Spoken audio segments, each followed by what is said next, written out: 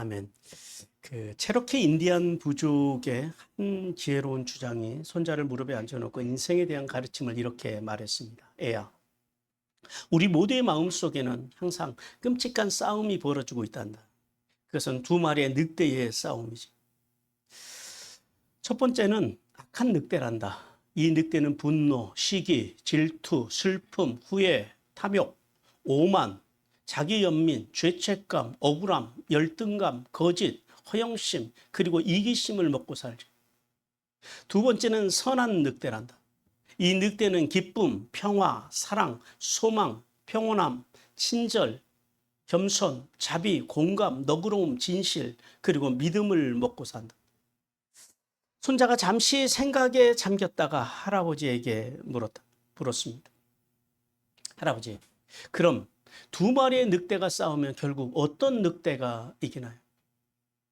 주장은 조용히 미소를 지으며 대답했습니다. 내가 먹이를 주는 늑대가 이긴다. 우리의 신앙생활도 똑같습니다. 하나님의 법을 선택하는 삶을 살 것인지, 죄의 법을 선택하는 살 것인지를 결정하며 우리는 매일 살아야 된다는, 무엇을 붙잡고 사느냐가 중요하다는. 본문은 은혜와 진리로 찾아오신 예수 그리스도를 믿어서 구원받고 이신칭의 은혜를 받은 성도가 성화의 길에서 죄와 싸우는 치열하고 생생한 삶을 우리에게 보여줍니다. 바울은 율법은 신령한 것이라고 선포했습니다. 그리고 자신 속에는 선한 것이 전혀 없으며 도리어 자신 안에는 두 법, 하나님의 법과 죄의 법이 존재하고 있음에 대해서 본절에서 본문 통해서 고백을 합니다. 그리고 그 비참한 절망 속에서 구원자가 되시는 예수 그리스도가 필요하다라고 사도 바울은 이제 소망의 탄식으로 이 본문의 내용이 이제 맞춰집니다. 오늘은 이제 먼저 14절에서 20절 첫 번째 단락에서 주시는 주님의 메시지를 먼저 듣도록 하겠습니다. 같이 읽습니다. 시작. 하나님께서는 자신의 내면이 영적 전쟁터임을 알고 하나님의 뜻을 따라 바른 선택을 하며 살기 위해 발버둥치는 성도를 기뻐하신다. 먼저 14절에서 오늘 이제 17절의 말씀을 통해서 바울은 자신이 이신칭의 은혜를 받고 구원을 받아서 성화의 삶을 살아가는 거듭난 그리스도인이지만은 그럼에도 여전히 죄에 대해서 연약한 한계를 가지고 육신 속에서 살아가고 있는 삶에 대해서 오늘 본문에서 말씀을 합니다. 먼저 여러분 14절 상반절을 보시기 바랍니다. 13절 상반절에서 사도 바울은 율법은 신령한 것이라고 다시 한번 말씀을 해요. 14절 상반절에 우리가 율법은 신령한 줄 알거니와 그러잖아요. 이 말씀을 직역을 하면 이렇게 됩니다. 왜냐하면 우리는 율법이 어디에 속한 것이라고요? 영에 속한 것을 알기 때문이다라는 거예요. 여기서 우리라고 하는 것은 누굴까요?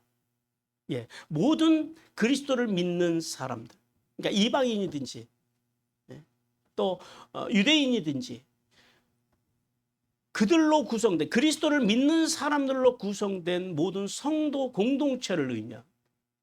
이미 13절에서 바로 앞에서 사도 바울은 율법은 신령한 것, 즉 영에 속한 것이라는 사실을 말씀을 했어요. 그런데 14절에 와서 다시 한번 지금 강조하고 있다는 거예요. 율법은 어떤 것이라고요?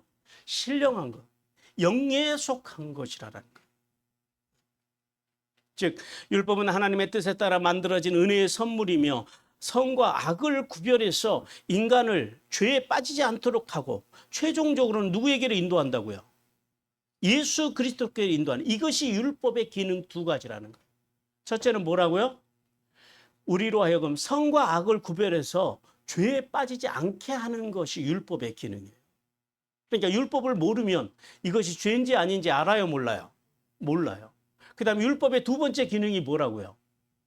그래서 우리는 그 율법이 죄와 직면하고, 이렇게는 구원을 받을 수 없는 존재구나. 구원을 받으려면 누구에게로 가야 된다? 예수 그리스도께로 가야 한다라고 예수 그리스도 앞으로 인도해 주는 기능을 하는 것이 율법이란. 그래서 율법을 우리가 성경에서 갈라디아에 있어서 뭐라 그래요? 초등 교사라고 그러죠. 율법이 이 두 가지 역할을 한다를 사실을 알았다라는 거예요. 여기서 알다라고 하는 단어가 그 헬라어에는 두 가지가 있다 그랬죠. 하나는 오이다가 있고 에이다라고도 합니다만 오이다가 있고 기노스코가 있다 그랬어요. 뭘 썼을까요? 여기서 오이다를 썼어요. 무슨 말이냐면은 이미 알았다라는, 경험적으로 알다라고 하는 단어를 쓸 때는 이 오이다를 써요. 그런데 점점 알아가는 것은요, 기노스코를 써요. 그러니까 이미 우리가 율법이, 그러니까 하나님께서 모세를 통해서 시내산에서 주신 그 율법이 거룩하고 의롭고 선한 법이라는 사실을 우리가 어떻게 알았다고요? 이미 경험적으로 알고 있다라는 거예요. 그리고 이제 14절의 하반절에 와서는 바울은 자신의 육신 속에는 육신 속에서 죄 아래 팔린 그런 상태가 되어 있음에 대해서 말씀합니다. 14절에서 그러죠. 하반절에서 그러잖아요. 나는 육신 속에서 죄 아래 팔렸도다. 여기서 나는이라고 하는 단어는 그러나 나는이에요. 이 그러나가 우리 성경에는 빠졌어요. 대라고 하는 단어인데. 그리고 육신 속에서라고 하는 말은 나는 그래서 육신에 속한 자이다 이런 의미예요. 즉 바울은 율법은 어떻다고요? 선하고 거룩한 법인 반면에 나는요. 나는 어떤 존재라고요? 나는 한낱 살점과 피로 이루어진 육신 속에 속한 존재라는 거예요. 이게 왜 중요하냐면 율법은 영에 속했다 그랬잖아요. 근데 나는 살에 속한 사람입니다. 육신에 속한 사람이라는 거예요. 어떤 의미예요? 어떤 의미냐면은 그래서 육신에 속한 한갓 살점과 피로 만들어진 존재이기 때문에 연약하다라. 영에 속한 것은요, 강한 거예요. 진리예요. 절대적인. 그러나 우리는요, 육에 섞여 있기 때문에 연약하다라는 거예요. 우리 모두는. 그래서 연약하기 때문에 죄의 유혹을 이기기가 쉽다, 어렵다? 그렇죠. 이게 문제예요. 죄의 유혹을 이기지 못하는 게 그러면 그러니까 육신을 입고 살아가는 동안에 죄의 유혹을 이기는 게 정상이에요? 이기지 못하는 게 정상이에요? 그렇죠. 이기지 못해 이게 정상이라는 거예요. 그러니까 사람들이 우리가 육신을 입은 사람들이 모여서 이렇게 공동체를 이뤘는데 이 공동체 안에서 아무 일도 없이 막 영적인 은혜만 넘친다 그러면 그게 정상이에요? 아니면은 같이 난리 버거지 치고 여기서 깨지고 저기서 상하고 이게 정상이에요? 그렇죠. 그게 정상이라는 거예요. 지금 사도 바울이 그 이야기를 하는 거예요. 우리는 율법은 영에 속해서 신령한 것이지만 하나님의 말씀은, 그러나 우리는 불과 살점과 피로 만들어진 연약한 존재이기 때문에 우리는 죄의 유혹을 이기지 못하고, 그러니까 보세요. 사람만 모아놓으면은 사람이 모이는 곳에는 난리 버거지가 많아요. 아니면 은혜롭고 평화롭고 막 서로 정이 넘치는 게 많아요. 그렇죠. 그러니까 우리가 뭐가 정상인지를 알아야 된다는. 그래서 보세요. 사도 바울이 그래서 자기가 그렇게 죄의 유혹을 이기지 못하고 죄 아래 팔린 자라고 하는 자기 실존에 대해서 말씀해요. 여기서 팔렸다라고 하는 말씀도 노예나 포로로 팔리다라고 하는 그런 의미예요. 자, 바울이 22절 이제 다음에 22절에서 뭐라고 말씀하시냐면 자신은 예수 그리스도 안에서 하나님의 법을 즐거워하는 자라고 고백을 해요. 그런데 앞에 이제 다음에 우리가 볼 19절에 보면 19절에서는 자신을 뭘로 이야기하냐면 그런데 자신은 죄의 법 안에서 원하는 선을 행하지 아니하고 도리어 원치 않은 악을 행하는 자라고 고백을 해요. 그리고 오늘 본절에서는 뭐라 그래요? 죄의 노예로 팔린 상태로 살아가고 있음에 대해서 이야기를 해요. 그리고 저기 이제 이 마지막 가면 24절에 가면은 사도 바울이 그래서 뭐라고 고백하냐면 애끓는 심정을 가지고 이 사망의 몸에서 이 죽을 수밖에 없는 몸에서 누가 나를 건져낼 것인가라고 자신을 이 육신의 몸, 이 연약한 육신 속에서 건져낼 분을 애타게 찾으면서 탄식합니다. 자, 그런데 여기서 한 가지 의문이 들지 않으세요? 도대체 사도 바울이 어떤 상태이기 때문에 이런 고백을 하느냐라는 이 부분에 대해서 초대교회에서부터 많은 논쟁들이 있어 왔어요. 어떤 신학자들은 사도 바울이 이 고백이 언제 한 고백이냐면은 예수 그리스도를 만나기 전에, 예수님으로부터 멀리 있을 때, 아직 율법 아래서 절망 가운데 살아가고 있을 때 이 고백을 했을 것이라고 주장하는 사람들도 있고요. 근데 또 다른 신학자들은 이렇게 고백하는 분들도 있어요. 이렇게 보는 분들이 성화의 과정으로 보는 거예요. 자, 이신칭의의 은혜를 입어서 사도 바울이 지금 성화의 삶을 살아가고 있잖아요. 즉 예수님을 믿어서 의롭다 칭함을 받고 성화의 삶을 살아가고는 있지만 아직도 죄의 오염으로부터 완전히 벗어났다, 못 벗어났다? 못 벗어나서 여전히 자신의 의지대로 선을 행하지 못하는 이 성화의 단계 안에 있는 사도 바울로 봐요. 근데 대체로 목회자들이나 많은 신학자들은 후자로 봅니다. 왜 그러냐면은 첫째, 지금 이 로마서 6장에서 8장까지는 뭐에 대한 말씀이에요? 은혜로 구원받은 성도가 살아가야 할 성화에 대한 말씀이에요. 그러니까 성화를 어떻게 이루면서 살아갈 것이냐라는, 그래서 성자의 은혜와 성부의 사랑과 성령의 교통 안에서 이게 우리가 이루어가야 할 성화에 대한 말씀이에요. 그다음에 두 번째는 로마서는 누구에게 쓴 책이에요? 로마 교회 성도들인데 미성숙한, 아직 예수님을 믿지 않는 이방인들에게 쓴 책이에요? 아니면 이미 예수 그리스도를 믿고 이신칭의 은혜를 아는 성도들에게 쓴 책이에요?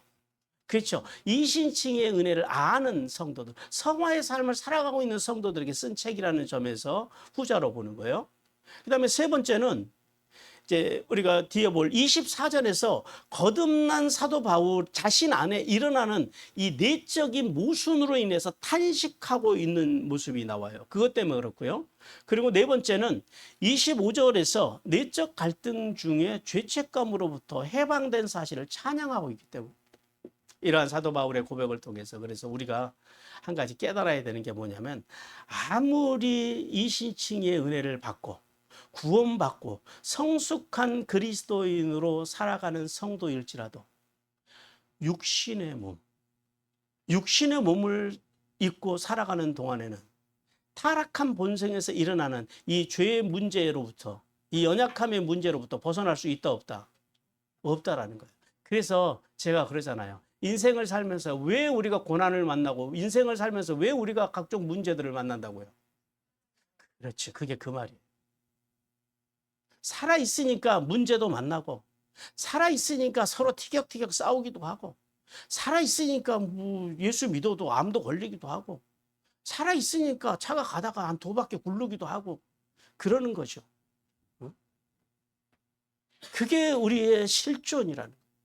그리고 계속해서 15절에서 바울은 이신칭의 은혜를 받고 구원받은 성도로서 도저히 이해할 수 없는 자기 모순적인 행위에 대해서 고문과 갈등을 고백을 해요. 15절 말씀 보세요. 내가 행하는 것을 내가 알지 못하노니 곧 내가 원하는 것을 행하지 아니하고 도리어 미워하는 것을 행하다. 여기서 내가 행하는 것이라고 하는 단어는 이게 두 단어가 합쳐진 거예요. 철저하게라고 하는 헬라와 카타라고 하는 단어와 일하다라고 하는 단어에 에르가조마이라고 하는 두 단어가 합쳐진 건데, 그래서 직역하면 어떻게 될 거예요? 철저히 일하고 있다라는 거야. 그러니까 내가 철저히 일하고 있는 것을 내가 안다 모른다, 알지 못한다라는 거예요. 여기서 알지 못하다라는 것은 나는 내 안에서 일어나고 있는, 내 안에서 이렇게 철저하게 일어나고 있는 일을, 나는 내 안에서 일어나는 일을 절대 모른다라는 거예요. 알 수가 없다라는 거예요. 이해가 안 된다라는 말이에요. 바울은 이신칭의 은혜를 받고 성화의 삶을 살아가는 이 신앙의 길에서 행하는 것들, 이것이 단순히 무의식적으로 행하는 게 아니다라는 거예요. 어쩌다 일어나는 일이 아니다라는 거예요. 즉 예수 그리스도를 믿어서 거듭났음에도 불구하고 내 자신의 몸, 사도 바울이 자신의 몸이 만들어내는 이 각종 죄악의 결과들, 이것이 어디서부터 오는 것인지 이해를 못하겠다라는 거예요. 근데 이게 지금 어디로부터 오는 거예요? 자기 안에 우리가 이신칭의 은혜를 받고 구원받았음에도 불구하고 여전히 우리 속에는 뭐가 있다고요? 타락한 죄악의 본성이 있다라는 거예요. 이걸 우리가 인정을 해야 돼요. 그러니까 예수 믿는데 왜 저래요? 예수 믿어도 그럴 수 있다니까요. 목사인데 장로인데 왜 그래? 아니, 목사 장로도 그럴 수 있어요. 아니, 성경을 저렇게 공부했다며, 성경을 많이 안다며, 근데 왜 그래? 소용도 없어요. 상관도 없어요. 인간은 누구나 다 알아도 죄악 속에서 살아갈 수밖에 없어요. 지금 여기 사도 바울이 그렇잖아요. 위대한 대사도인 바울이 자기 속에서 일어나는 이 자기의 의지가 아니라 이 타락한 본성의 의지의 결과로 일어나는, 자신은 행하고 싶지 않는데 행하고 싶지 않은 일들이 자꾸 자기 안에서 일어나는 이것을 도대체 사도 바울은 자기가 이해가 안 된다라고 오늘 여기 15절에서 말씀하십니다. 그래서 곧 내가 원하는 것을 행하지 아니하고 그래요. 이 말씀을 직역하면 이렇게 돼요. 왜냐하면 내가 원하는 그것을 내가 추구하지 않았기 때문이다. 즉 바울은 자신이 간절히 원하는 건 뭐예요? 사도 바울이 원하는 것. 하나님의 말씀, 율법이 말씀하시는 그 선을 추구하고 살아가는 것을, 이것을 원하는데 자기는 지금 도리어 자기의 몸은 어디를 향해서 가고 있더라고요. 뭘 지금 만들어내고 있더라고요. 원치 않는 것. 죄들을 만들어가고 있더라. 이게 누구다? 나. 이게 우리예요. 그리고 여기서 그래서 도리어 미워하는 것을 행함이라 그러죠. 이것도 직역하면 이렇게 돼요. 도리어 내가 미워하는 것. 사도 바울이 미워하는 게 뭐예요? 여러분, 우리는 예수 믿는 사람들은 뭘 미워해요? 세상에서 제일 미운 게 뭐예요? 죄죠. 그런데 도리어 바로 그것을 내가 행하고 있더라라는 거예요. 바울은 성령님으로 거듭난 자신의 마음은 선을 행하기를 원해요. 우리는 다 똑같아요. 그렇죠? 진리를 깨달은 사람들은. 그러나 여전히 왜 그럼에도 불구하고 선을 행하지 못해요? 우리 성화의 길을 걸어가는데 우리의 성화가 완전하다, 완전하지 못하다. 그렇죠. 그것이 우리예요. 그것이 나예요. 여전히 완전히 성화를 이루지 못한 자신의 내면에서 자신이 미워하는 것들, 즉 본능과 충동을 이기지 못하고 저지르는 말이나 어떤 그런 행동들이, 그것이 행함이라고 그러잖아요. 계속적으로 우리 속에서, 여기서 행함이라고 하는 말이 이게 헬라어로 포이에오예요. 포이에오가 무슨 말이냐면 창조하다라는 말이에요. 내 속에서 창조적인 죄악들이 계속해서 터져 나오고 있는 그런 사도 바울이 자기의 실존을 본. 그래서 그것에 대해서 사도 바울이 15절에서 안타까워하고 있어요. 그리고 이제 16절에서는 바울은 이렇듯 자신이 원하지 아니하는 악을 창조적으로 만들며 살아가는 자신의 삶이, 여기서 재밌는 말을 해요. 역설적이게도 자신의 그 죄악된 삶이 율법 그 자체가 선하다는 사실을 인정함에 대해서 말씀을 해요. 16절 보세요. 내가 만일 원하지 아니하는 그것을 행하면 내가 이로써 율법이 선한 것을 시인하노니 그래요. 자신의 악함이 율법의 선함을 여기서 시인한다라는 거예요. 자, 오늘 그러죠. 만일 내가 원하지 아니하는 그것을 행하면, 이 말씀도 직역을 하면 이런 말씀이에요. 그리고 만일 내가 원하지 않는 것, 바로 그것을 행한다면, 이게 무슨 말씀이냐면, 바울은 자신이 진심으로 원하는 것은 율법이 말씀하시는 의로운 행동이지만 자신의 행동 속에서 나오는, 자신의 언어 속에서 나오는, 자신의 몸에서 나오는 것은 뭐라고요? 자기가 원하지 않는 것. 그것이 나오는데 그 사실이 결국 뭐를 시인하게 한다고요? 율법의 선함을 시인하게 한다라는 거예요. 그래서 내가 이로써 율법을 선한 것으로 시인하노니 그래요. 이 말씀도 직역하면 이렇게 돼요. 나는 그 율법에 대해서 선한 것을 동의한다요. 이 시인한다라고 하는 게 동의한다라는 말이에요. 여기서 시인한다라고 하는 말은 헬라어로 쉼팸이라고 합니다. 동의하다. 즉 율법이 죄로 깨닫게 해주는 선한 법이라는 사실을 동의하지 않을 수가 없다라는 말씀이에요. 바울은 예수 그리스도를 믿음으로 이신칭의의 은혜를 받고 그리고 성령님의 인도하심 속에서 성화의 삶을 살아가려고 하면 할수록 말씀대로 살려고 하면 할수록 뭐가 내 속에서 격렬하게 일어난다고요. 죄의 권세가 격렬하게 일어나서 수시로 그래서 넘어져요 안 넘어져요? 죄의 권세가 일어나면 넘어진다. 자기를 끊임없이 넘어뜨리는 이 죄의 권세 앞에서 지금 절망하고 있는 거예요. 거기서 탄식하고 있는 거예요. 이러한 현실의 삶 속에서 그래서 율법은 왜 율법이 근데 이러한 현실 속에서 선하다 그래요? 율법은 그러한 자기가 수시로 넘어질 때마다 그 넘어진 게 뭐 때문에 넘어진 것을 알게 해줘요. 죄 때문에. 그러니까 여러분 보세요. 하나님의 말씀을 바르게 잘 많이 정확하게 알아야 돼요? 몰라야 돼요? 알아야죠. 그래야지 말씀이 내가 하는 이 말이 죄인지 내가 하는 이 행동이 죄인지를 알게 한다라는 거예요. 그러니까 다시 말씀드리지만 말씀을 모르고 성경을 모르고 신앙생활이 가능해요? 불가능해요? 종교 생활은 가능해요. 얼마든지 교회는 잘 다닐 수 있어요. 교회에서 권사도 되고 장로도 되고 목사도 될 수 있어요. 그러나 한 가지 아세요. 하나님의 말씀과 말씀의 정신을 모르면 하나님 나라 백성은 못 돼요. 왜요?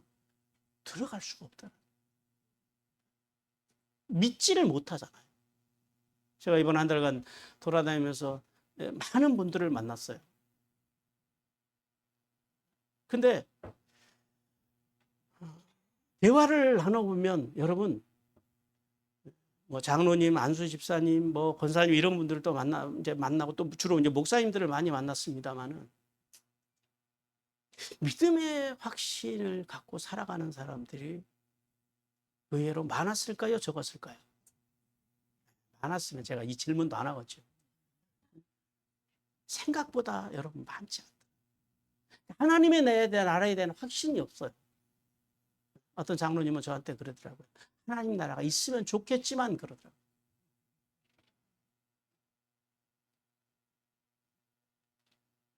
여러분 많은 분들이 구원의 진리를 구원의 도를 잘 모르고 교회를 다녀요. 그런 모습을 보면서 참으로 안타까운 마음을 가졌어요. 그러니까 율법 그러니까 왜 그래요? 자기가 하는 말이나 행동이 이것이 하나님 앞에서 옳은 것인지 그런 것인지 구별이 돼요, 안 돼요? 왜 안 돼요? 그렇죠. 하나님의 말씀을 모르니까 구별이 안 되는 거예요. 그리고 이제 오늘 마지막 17절에서 바울은 지금도 거듭난 자신 속에서 어찌할 수 없는 죄의 성향이 계속해서 자리 잡고 있음에 대해서 말씀해요. 17절에서 이렇게 말씀합니다. 이제는 그것을 행하는 자가 내가 아니요 내 속에 거하는 뭐래요? 죄인이라 그래요. 죄인. 여기서 이제는이라고 하는 말은 지금. 앞선 15절에서 바울은 칭의의 은혜를 받은 성도이면서도 여전히 이해할 수 없는 죄악된 행동을 하는 자신에 대해서 탄식하고 그리고 또 16절에서는 바로 앞절에서는 자신이 원하지 않는 악을 행함이 도리어 율법의 선함을 보여준다라고 말씀을 했어요. 그리고 여기 이제 본절에서는 이제는이라고 하는 이 접속사를 통해서 자신이 원하지 않는 죄를 행하는 것은 자신이 아니라 누구라고요? 자신 내면에 있는 죄라고 말씀해요. 이 죄가 내 속에 거하는 죄라고 그래요. 거하는 죄. 여기서 거한다라고 하는 말은 잠깐 있다가 가는 죄가 아니라 이게 헬라어로는 오이쿠사라고 그래요. 어떤 의미냐면 계속적으로 거하고 있다는 거예요. 언제까지요? 우리가 죽을 때까지. 우리가 이 땅에서 육신의 몸을 벗는 날까지 죄는요 내 속에 계속 거하고 있다는 거예요. 즉 바울은 이신칭의 은혜를 입었으면서도 죄가 자신 안에서 여전히 떠나지 않고 자신 안에서 강력하게 영향력을 행사하는 것처럼 인간은 육신으로 살아가는 한 이 죄로부터 분리될 존재가 있다 없다? 없다라는 거예요. 그러니까 여러분 보세요. 우리가 살면서 내가 죄를 짓는 내 모습 그리고 또 죄를 짓고 살아가는 모습. 이걸 가지고 사람들을 정죄하면 될까요? 안 될까요? 그건 하지 마세요. 왜 그러냐면 그거는 다 그러니까. 그래서 제가 그러잖아요. 우리가 구원을 못 받는 것, 천국에 못 가는 것은 뭐 때문이라고요? 네, 죄 때문에 지옥 가는 사람이 있다 없다? 없어요. 왜 그러냐면 그럼 다 지옥 가야 돼요. 근데 사람들이 왜 지옥에 간다고요? 왜 천국에는 못 가고 지옥으로 간다고요? 회개하지 않아요. 그러니까 그걸 볼 줄 알아야 된다.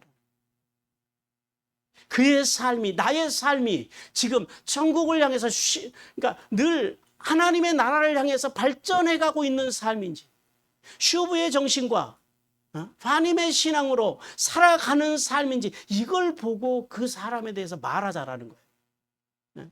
그 사람이 뭘 잘못했다고, 왜 저 사람은 저래? 왜 저 사람은 저렇게 살아? 우리가 그렇게 평가를 하면은, 그런 식으로 사람을 대하면은 천국 갈 사람이 있다 없다? 하나도 없다. 단지 그가 그럼에도 불구하고, 연약함에도 불구하고 슈브의 신앙과 하나님의 신앙으로 살려고 발버둥침이 있느냐, 이걸 볼 줄 알아야 된다. 우리는 그렇게 하다가 그걸 뭐라 그래요? 우리는 성화의 삶이라. 그 성화의 삶을 사다가 천국에 간다라는 거. 그래서 바울은 예수 그리스도를 믿어서 의신칭의 은혜를 받은 성도 안에는 하나님의 율법과 일치된 삶을 살려고 하는 인격도 있고, 그것도 인정해요. 있죠. 그러나 또한 아담의 타락으로부터 시작된 죄악의 본성이 동시에 존재하고 있음을 우리가 어떻게 하자고요? 인정하자라는 거예요. 그리고 죄에 빠진 자기 자신을 보든지 남을 보든지 간에 함부로 정죄하고 판단하기에 앞서서 우리가 어떻게 하자고요? 함께의 신앙으로, 함께 슈브의 신앙과 하나님의 신앙으로 함께 천국을 향해서 갈 수 있는 그런 아름다운 신앙, 그런 공동체를 이루시기를 주님께서 원하십니다. 사랑하는 성도 여러분, 하나님께서 본문을 통해서 이렇게 우리에게 교훈하십니다. 같이 읽겠습니다. 시작. 영적 파키스 병자에서 벗어나기 위해 발버둥치는 삶을 살라. 이 파킨슨 병이라고 하는 게 무슨 병인지 아시잖아요. 이 알츠하이머라고 하는 이 치매와 그 다음으로 가장 이 대표적인 노인성 질환입니다. 이게 그 도파민 때문에 생기는 병이래요. 도파민이 분비되는 이 신경세포가 서서히 소멸이 돼요. 그래서 몸의 움직임에 장애를 발생하는 이게 만성, 이게 결국에 또 진행성이에요. 진행성, 퇴행성 뇌진환이라는 거예요. 그래서 이 도파민이 언제 우리 몸에서 생겨나냐면은 이게 뭐 음식으로 생겨나는 게 아니래요. 도파민이. 도파민이 밤 10시부터 우리 우리 학생들, 젊은 분들 잘 들으세요. 도파민이 언제 생기냐면은 밤 10시서부터 새벽 2시 사이에 생긴답니다. 이때 자야 돼요. 근데 잘 때만 생긴대요. 깨어 있을 때는 안 생긴대요. 그래서 이 파킨슨 병에 걸린 분들 보면은 젊었을 때 밤새도록 공부하던 분들이나, 반대로 밤새도록 술 마시던 분들이나, 밤새도록 게임하는 사람들. 그러니까 10시, 그러니까 2시 넘겨서까지 일하고 뭔가를 하는 사람들이 나중에 어른이 되면, 노인이 되면은 파킨슨병에 걸리기가 쉽다라는 거예요. 그러니까 10시에 가능하면 주무세요. 최소한 11시 이전에는 주무시는 게 좋습니다. 자, 본문 속에서 사도 바울의 고백은 마치 파킨슨병에 걸린 이 사람을 연상하게 해요. 자, 바울이 어떤 사람이에요? 다메섹으로 가는 길에서 극적으로 예수님도 만났고 3년 동안 아라비아에 있는 호렙산에서 사도로 훈련도 받았고, 그런데 그렇게 이방의 사도로 부르심을 받은 대사도인 바울이 오늘 본문 속에서 자신의 마음과 생각, 자신 안에 있는 죄 하나도 다스리지 못하고 하나님의 율법에서 벗어나서 하나님께서 하지 말라고 명하시는 죄와 악을 창조적으로 행한다라고 하는 이 엄청난 모순 속에서 고백하는 이 탄식, 이 탄식은 가히 오늘 우리에게 충격이 아닐 수가 없습니다. 그러나 사도 바울의 우리는 이 충격적인 탄식 속에서 우리는 두 가지를 깨달아야 됩니다. 첫 번째는 신앙적인 모순을 깨닫는 것이 은혜라는 거예요. 신앙의 모순. 왜냐하면 아무리 하나님의 위대한 사람들, 즉 아브라함이나 모세일지라도 또 이렇게 복음의 진리에 통달한 사도 바울일지라도 인간은 진리를 알고 경험했다고 해서 다 그렇게 살 수 있는 존재도 아니다. 예, 그렇게 살 수 없는 존재라는 사실 때문에 그래요. 우리 민수기 20장 12절 같이 읽습니다. 시작. 여호와께서 모세와 아론에게 이르시되 너희가 나를 믿지 아니하고 이스라엘 자손의 목전에 내 거룩을 나타내지 아니하므로 너희는 이 회중을 내가 그들에게 준 땅으로 인도하여 드리지 못하리라 하시니라. 모세일지라도 아론일지라도 그들이 하나님을 믿지 않았다라는 거예요. 왜 어떻게 하나님을 안 믿었겠어요? 온전함이 없었다. 여러분 파킨슨병에 걸리신 분들 한번 주변에서 아마 보셨을 거예요. 정상적으로 글씨를 쓸 수 있어요, 없어요? 분명히 자신은 가라고 쓰고 싶은데 손이 막 떨려가지고 이게 엉뚱하게 쓴다는. 그러는 것처럼 우리도 하나님의 말씀을 알아요. 배워서 우리는 알잖아요. 제가 이 한 달 동안 돌아다니 보니까 우리 성도들은 말씀을 정말 많이 아는 교인들에 속해요. 말씀을 알아요. 그리고 그렇게 살아야 하는 것도 알아요. 뜻도 무슨 말인지 알아요. 그런데 그렇게 하나님의 뜻을 쫓아서 살아야 되겠다라고 하는 사실도 살고 싶은데 육신으로는 오늘 여기 바울의 고백처럼 바울처럼 죄와 악을 저지르며 살아가는 존재라는 사실이에요. 우리는 이걸 깨달아야 돼요. 그러니까 우리 모두는 다 영적인 파킨슨병에 걸린 사람들이라는 거예요. 이게 우리의 현실이라는 거예요. 나는 영적으로 살고 싶어요. 근데 내 삶은 자꾸 육적으로 가는 게 이게 인간이라는 거예요. 그래서 기독교를 뭐라고 부르냐면 투정의 종교라고 부릅니다. 사탄과 투쟁하고 세상과 불의와 자신의 마음속에 남아있는 본성의 찌꺼기와 싸우는 종교가 기독교라는 거예요. 19세기 영국의 대표적인 복음주의 신학자이자 주교인 존 찰스 라이는 기독교를 이렇게 정의했어요. 기독교는 걸어 다니는 전쟁터라는 거예요. 걸어 다니는 전쟁터.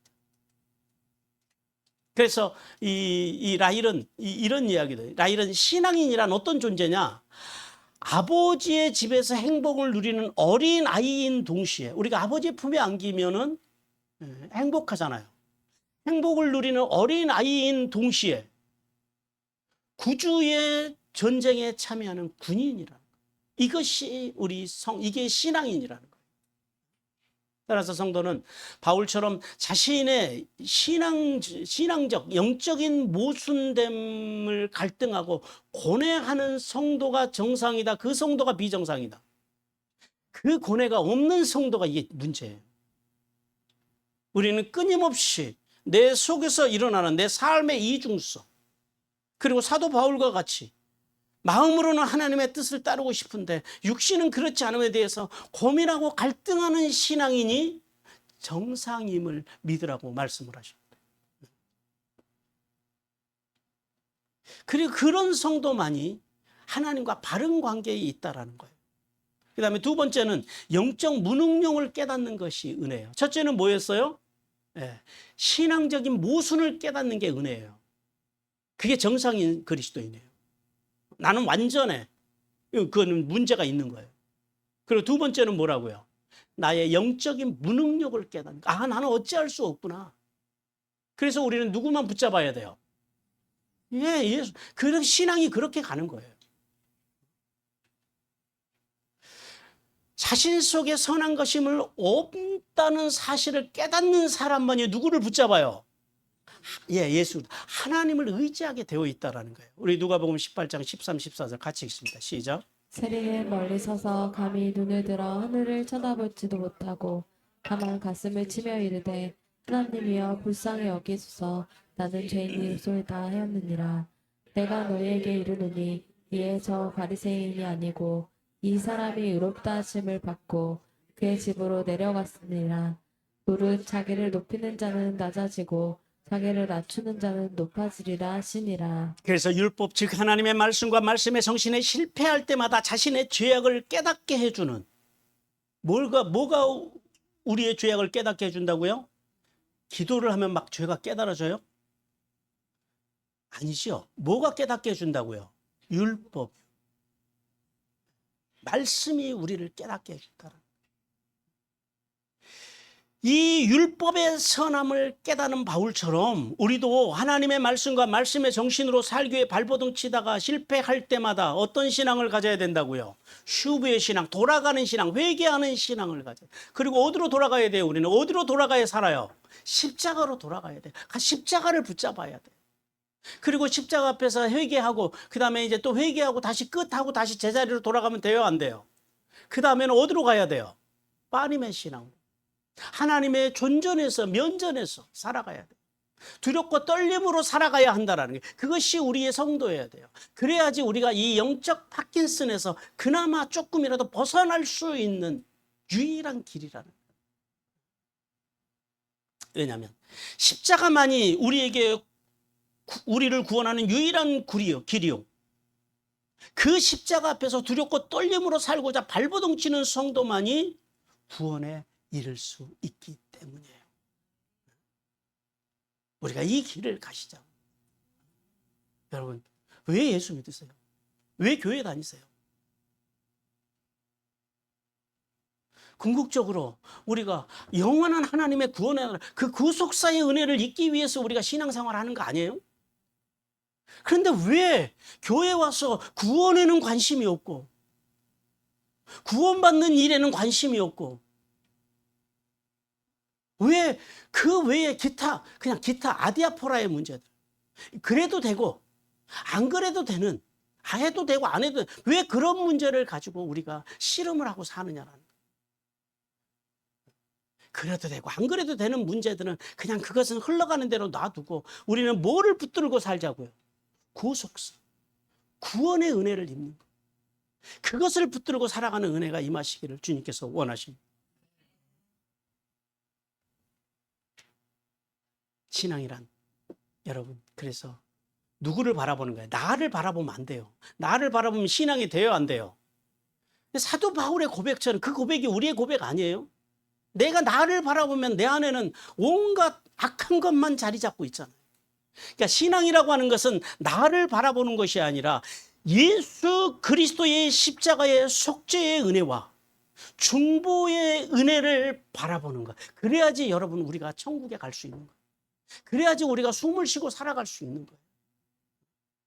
그러므로 성도는 이 땅에서 살아가는 동안 현실적으로 어쩔 수 없이 우리는 뭐에 걸린 사람이다? 영적 파킨슨병에 걸린 사람하고 똑같아요. 오늘 사도 바울이 그렇잖아요. 자기는 가라고 쓰고 싶은데 자꾸 자기의 몸은 뭘 쓴대요? 나를 쓴다라는 거예요. 그것이 우리의 실존이라는 거예요. 그러나 그럼에도 불구하고 말씀과 말씀의 정신으로 살기 위해 발버둥 치는 성화의 삶을 통해서 이 영적인 파킨슨 병에서 조금이라도 우리는 멀어져 가는 것. 조금이라도 더 건강해져 가기 위해서 바울과 같이 발버둥 치는 은혜가 임하시기를 주님께서 원하십니다.